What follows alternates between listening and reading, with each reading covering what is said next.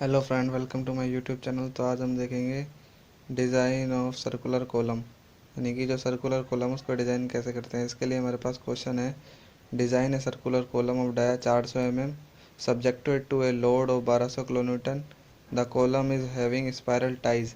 The column is 3 metre long and is effective held in position and both end but not restrained against rotation. Use M25 concrete and Fe 415 steel.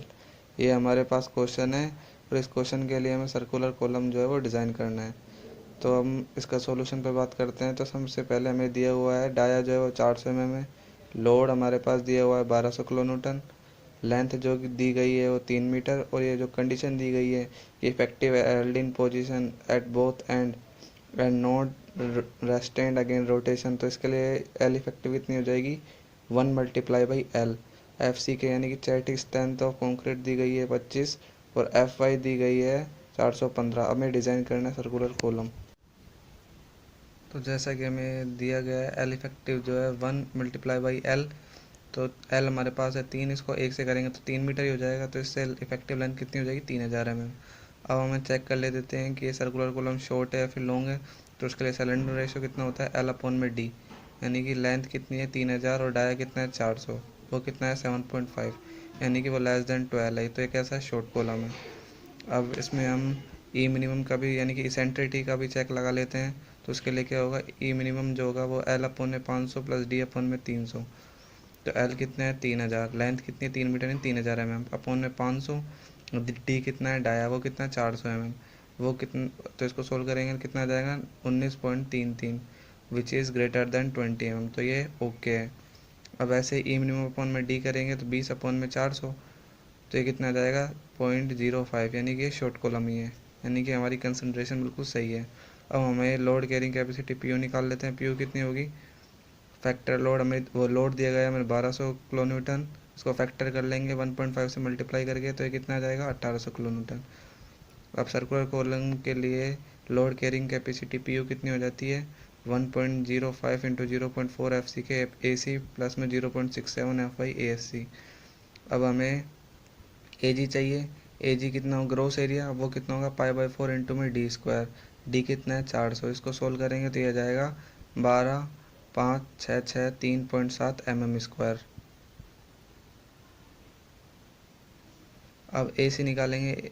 Area of concrete कितना हो जाएगा, gross area में से area of steel in concrete को घटा देंगे तो फिर कितना आ जाएगा, एरिया ऑफ कंक्रीट आ जाएगा। तो ए जी हमारे पास ये रहा, ए एस सी को घटा दिया तो क्या निकलेगा ए सी। अब ऐसे ही हम इसमें वैल्यू को पुट कर देंगे तो फिर इसको सोल्व करेंगे तो ए एस सी कितना आ जाएगा 1793 mm²। अब यहाँ पे हम परसेंटेज ऑफ स्टील भी चेक कर लेते हैं। तो इसके लिए एरिया मल्टीप्लाई बाई 100 इंटू में ए जी, तो 1.43, जो कि 0.8 से 6% के बीच में है, यानी कि हम सही है, हैंस ओके। अब इसके अनुसार हम एरिया वो रेनफोर्समेंट प्रोवाइड कर देते हैं। हमने यहाँ पर प्रोवाइड किया है 5 तो है 20 mm डाया की बार, और 12 है और 2 है 12 mm की बार। तो इनको एरिया टोटल कर लेंगे तो 1796.19 mm², जो कि हमने जो कि हमारे जो एरिया निकल के आया है कंक्रीट के उसके लगभग बराबर है, यानी कि हम सही जा रहे हैं एकदम। हमारा क्वेश्चन अभी तक सही है।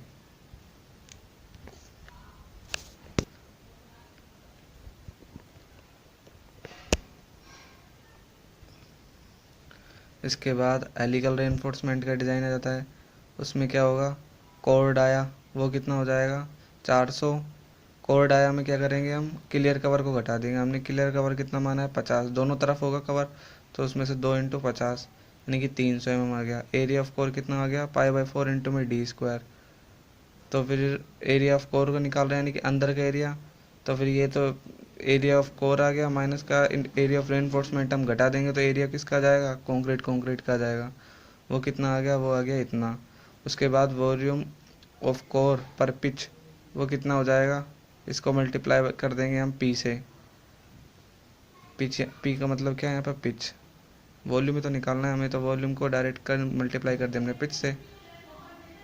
अब इसमें हम यूजिंग 8 mm स्पायरल टाइज, क्योंकि हमें क्वेश्चन में दिया गया है कि स्पायरल टाइज का यूज़ करना है, तो हमने 8 mm 5 की स्पायरल टाइज यूज़ कर ली। अब volume of one spiral ties पर पिच π/4 इंटू में डी स्क्वायर इंटू में पाई डी, ये क्या है, एरिया ऑफ कोर है। तो इसको सोल्व करेंगे तो ये आ जाएगा। अब फिर volume of helical reinforcement upon में वॉल्यूम ऑफ कोर करेंगे तो ये हो जाएगा। वॉल्यूम ऑफ हेलिकल रेनफोर्समेंट ये रहा, और वॉल्यूम ऑफ कोर कितना है पर पिच ये रहा। इसको सोल्व करेंगे तो ये वाली जो कंसंट्रेशन है इससे कम आनी चाहिए, तो इसमें वैल्यू पुट कर देंगे हम। तो इससे हमारी क्या निकल के आ गई, पिच निकल के आ गई। वो कितनी आ गई, <37 mm। अब maximum pitch not greater than 75 mm, और कोड आया बाई 6। कोड आया कितना है 300/6 कितने है 50 mm। तो फिर ना तो इससे बड़ी होनी चाहिए, यानी कि हम बिल्कुल सही है, क्योंकि हमारी कितना, ना तो 75 से बड़ी है और ना ही 50 से ज़्यादा है, तो हमारी कितनी रही 37, यानी कि हम सही है।